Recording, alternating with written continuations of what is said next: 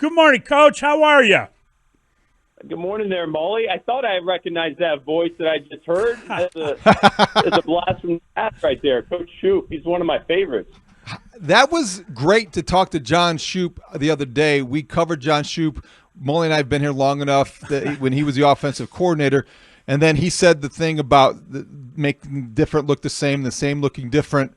And then you quoted him at your own press conference, and it was great to see, Ben. Just wondered that origin of that story, the seed that was planted when you were a walk-on quarterback at North Carolina to get into coaching. How important was that moment and John Shoup in your life? Well, David, honestly, I'd been around. That was my third coordinator in college, and it was the first time, John Shoup it was the first time I went into the building, went into the meeting room, was around a guy, and I said, I want to be like this man. He had that type of impact, not only on the quarterback room, but the entire offense. And just to see someone be that impactful in a young person's life, it really resonated with me. And so soon after I spent that much time with him, that's when I started looking at, man, maybe I want to get into graduate assistant and see if coaching is in my future. Now, everyone had always said I'd be but I thought that was just their polite way of saying I'm not a really good player. You know what I'm saying? So, that happens sometimes. But no, Shoup was very influential on me. His philosophy on offensive football I thought was top notch, and it certainly was a big thing for me when I finally got my coordinator opportunity that I referenced back to. So he's one of my favorites. That's great stuff. And, we talked to him. I remember covering him back in the day when he would be at Hallis Hall at 3 o'clock in the morning, and you'd hear about him talking to Sean Payton. I believe he was in Dallas at the time. Like young coaches staying up all night talking to each other. And that's when he said sleep is a superpower and talked about how he wished he had taken better care of himself. But in those days, it was all about the grind. And I'm thinking about you, and I'm thinking, my God, you're playing in a playoff game, and it was a disheartening finish, and you must have been up all night, and then you got your meeting saying goodbye. Now you're in Chicago, and you're doing all this media. I mean, sleep is a superpower, Coach. Are you without it? Have you been up for several days? How are you holding up? Yeah, no. Listen, that's the name of the game. Shoup used to also say your body can handle a lot more than you really realize, your body and your mind both. And so that's true as well. So it's a long season. It's a lot of late nights. But once you get into a rhythm, your body will respond. Your mind will respond to it. And so, I feel great. This is it's been such an exciting opportunity for me that no, I don't need to slow down right now. There's just too much going on. There's too much good going on right now that I just want the momentum to continue to build. I want a great staff to get together, and eventually we'll get going on the playbook. I want to reach out to all these players. I haven't had the opportunity to talk to everybody yet. I'm still getting to know the building. So, listen, there's a lot of work to get done, but I hate how the season ended for me in Detroit, but just the excitement level that I have moving forward, sleep's a thing of the past. We'll catch up on that later. We got time this summer. So well the relationship between perception and reality as a offensive coordinator and now a head coach in the NFL. And so the perception of you before we heard you the other day at Hallis Hall, Ben, I think was that, all right, offensive guru, great play designer, boy, he's innovative, don't know how he's going to command the room.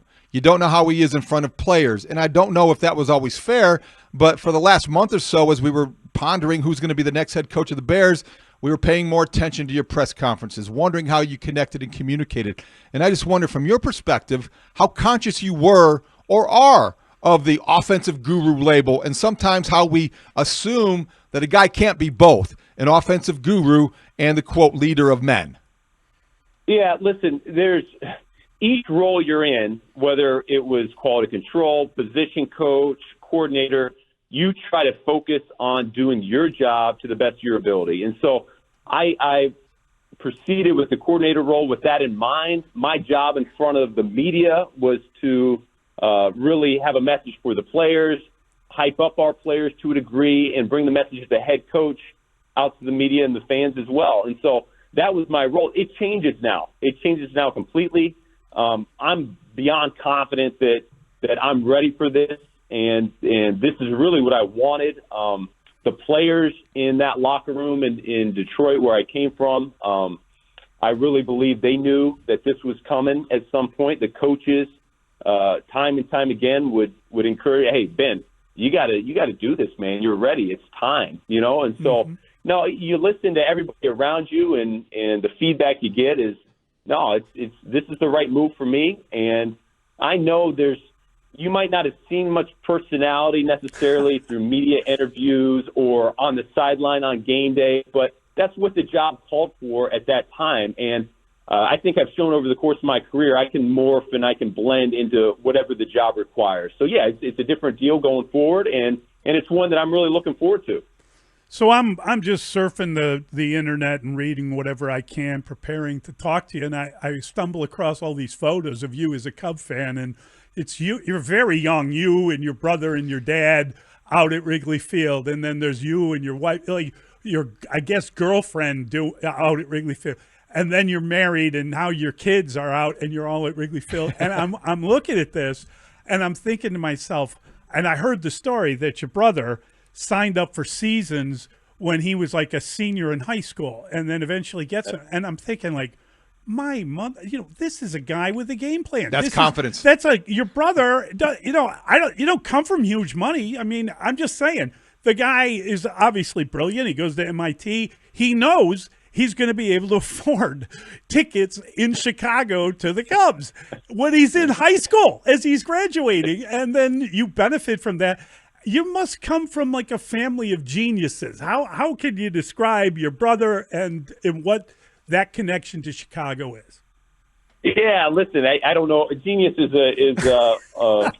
might be going a little bit too far, but no, he is super sharp, and really, it's a credit to my parents. My folks are both educators. They're now retired, but my dad was formerly assistant coach in college. He got out of it when he started having kids and ended up being a high school administrator. And then my mom was a special education teacher.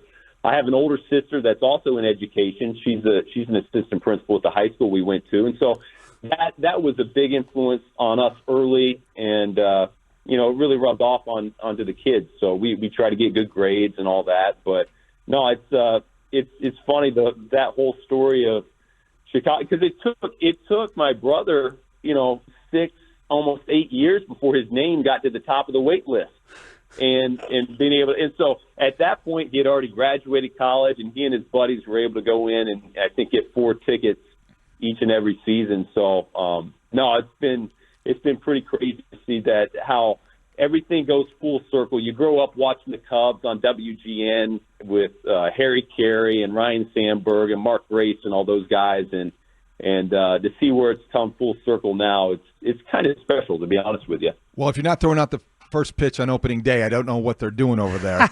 So, but I also wonder, Ben, as we see those pictures Mully referenced, and we hear the story of you growing up a Cubs fan, all those trips here, I just wonder, you're an ambitious young guy, you're a bright individual. I just wonder, at what point in time, was Chicago always a destination for you professionally, even before you got to Detroit, even before this job became a possibility? Did you, in your wildest dreams, always think, well, one day I want to live here, I want to have my family here?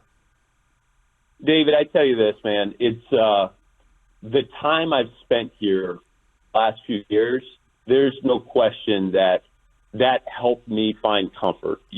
When particularly I'm interviewing for this job, and I feel such great pull from George and Kevin and Ryan and the family atmosphere, and then it piggybacks onto what I already know about the places here, the institutions here, the people are so friendly. I love the Midwest in general. I think it's a great place to raise kids, and so. Yeah, it certainly played a large role, and honestly, the whole thing was a no-brainer once it all came together, and I just saw the vision for this franchise, this organization, where we want to go, and I really believe we can get there with the leadership we have in place. So you combine that with the location, you combine that really with the people and the city. It all felt right to me. You know, I think that as a math major and a computer science guy, I can't help but wonder, like, how does your brain work as you watch football? I thought it was awesome that you said you and the quarterback need to sit together and he needs to understand what the play caller is thinking. You need to understand how he looks at the game. You're going to watch tape together. And I got to tell you, like, I'm fascinated by that. I'm fascinated by how your brain works as a math guy. Are you computing everything? When it comes to fourth downs, you come from a coach that was always making. Did you sometimes think this is insane? Or, yes, the numbers say yes. How do you do that? What's going through your head? Listen, I'm all on board. Analytics, there's no doubt within a game, you're thinking through all the scenarios as quickly as you can. You're trying to compute it in your head. And it helps when you have somebody on the line that has already done it and can help you out. But no, that plays a large factor. Here's what I tell you is that background that I have, particularly with software, was about designing and building, and you create that vision and you see it come to fruition. And nothing's more fulfilling than an idea that you had, it comes to life. And in that particular instance, is within a software computer context. How that's transitioned for me now as a coach is you get into coaching as a position coach, and it's the same thing with a player. You have a plan for that player. How do you get them better? How do you improve them? And then you look to execute that plan together. And it's such a beautiful thing to see a player grow and improve.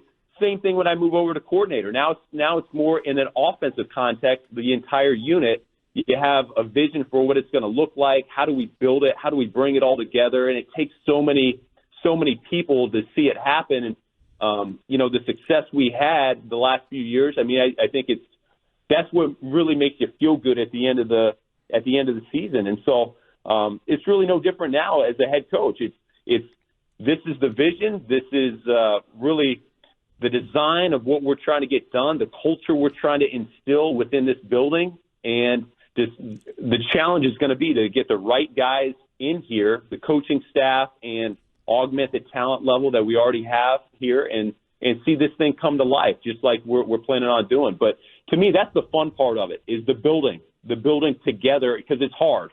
But when it's done the right way, it's so fulfilling and beautiful at the end.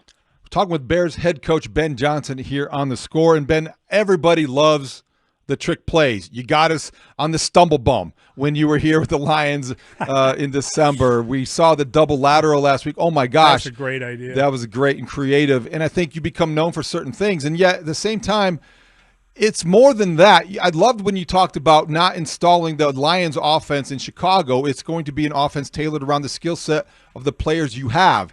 And yet you still have to have the ideas that you bring to the table. Could you distinguish between what we have referred to often in this town and football cities as a play collector, guys who do have great innovation and offensive minds, versus play callers, and how you have to sequence plays early to set them up for later, and how that all comes together? Because you've got to have more than just these trick plays that people remember. You've got to have an overall system plan. Yeah, listen, it's always predicated on the foundation and the fundamentals. And so springtime is going to be about simple things like ball security, how to catch the football, how to run after catch, proper fundamentals of blocking. Like these are the building blocks that we cannot overlook. All the bells and whistles, those are fun. Those are fun for the fans. And I'll tell the guys this as well. We are in the entertainment industry, and we are entertainers on game day, and that's part of it. We're competitors, and we need to win, but also let's have a little fun while we're doing it. And so that's a big portion of it, but none of it can be done unless the fundamentals are really hammered home. And so that'll be our challenge here. How far can we push the fun part, the trick plays, all that stuff? I'd love to get to it, but we'll see what our guys can handle, what they can do well. End of the day, we're going to do things that we trust our players to do. As a play caller, I do love the thought of showing one thing early in the game and circling back to something different later. I love the thought of What does our last 4 games look like to the opposition? Because that's probably what they're practicing. So how can we use that information against them? All those things, they all play a part in terms of the game plan and how we call it. But really it comes down for our players. They have to understand a deuce block, a deuce combination in the run game. Man, we got to master that fundamental. And once we do that, then we can add a bunch of different layers to it. Same thing on defense. We got to be great at block protection in terms of shedding blocks and getting to the ball carrier. And once we master those fundamentals, now we can add maybe a couple more pressures, or we can add a couple more coverages there on the back end to make it even harder for the opposition. So we'll take this thing as far as our players are willing to take it. And right now, I'm getting to know this crew. I'm getting to know this locker room, and I've been really encouraged by the players I've already met and everything I've heard from Ryan in the meantime. Yeah, it was a real show of respect, the guys who showed up, and it was wonderful, the dichotomy of seeing you one day telling the building how important the locker room, and then the next telling the players to prepare prepare to be uncomfortable. I thought that kind of combination of the way you were talking to people was excellent. Listen, Mully, these guys, they want to be great. I really believe that every player in this locker room, that's what they want to do. They want to become great. And that looks different for every player. Greatness looks different for every player, but it'll be our job as coaches to hold them accountable, all right, set the bar really high. We're going to push them out of their comfort zone. But at the same time, they're going to know it's all within their best interest. We're going to have a great support system built up around them. We'll set that bar high, but it's also because we feel like they can get there and they can achieve that. So that's going to be the balance that we'll strike with these guys. And that was really the feedback from this locker room that I've gathered from the end of last year. They want that. They want to be challenged. They want to be coached. And so I think it's going to be very receptive, that message going forward. Ben, there was so much reported about you being the leading candidate among head coaching possibilities in Chicago, in Las Vegas, in Jacksonville. And there was always a suggestion that you wanted to have your own front office personnel executive to bring with you. And that maybe if you had a sitting general manager like Ryan Poles, it would be an impediment to you taking this job. Turned out that wasn't the case. You spoke about being in lockstep with Ryan Poles, about you guys sharing a past at Boston College, working at the same cubicle, for goodness sakes. So how would you describe that relationship, how it's come together? And look, you know how it works in NFL cities. Everybody wants to know, the new guy in town with the big contract, are you the guy who has the final say on roster decisions when you're talking with your general manager? Listen, everything we do is going to be together. I didn't know Ryan, so I got to BC right after he had left, and so there was a lot of crossover in terms of the people that we knew. I did my research on him. He did his research on me. I think we both felt really good going into the interview, and we ended up hitting it off. I think we've gotten along really well in that interview setting, and we've been excellent so far. And I totally expect that to be the case moving forward. We see the vision for this program being exactly the same, and I'm just beyond excited to find a partner like this. Here's what I'd tell you. Don't believe everything you hear floating around out there in the media, because rarely does it ever come from me, right? So I found exactly what I was looking for right here, and it didn't take me very long on that interview to see the presence of George, Kevin, Ryan, the rest of the crew. It was everyone has a shared vision, and they're totally committed to building a team that this city's going to be proud of. You know, it's great to talk to you, Coach. We really appreciate your time. I would just say the last time the Bears won a championship, you weren't even born yet. So we're really looking forward to hopefully getting back to the playoffs and what follows and everything else. Really great talking to you, great energy. We're really pumped up. Thanks, Coach. Good luck. Thank you, guys. Appreciate it.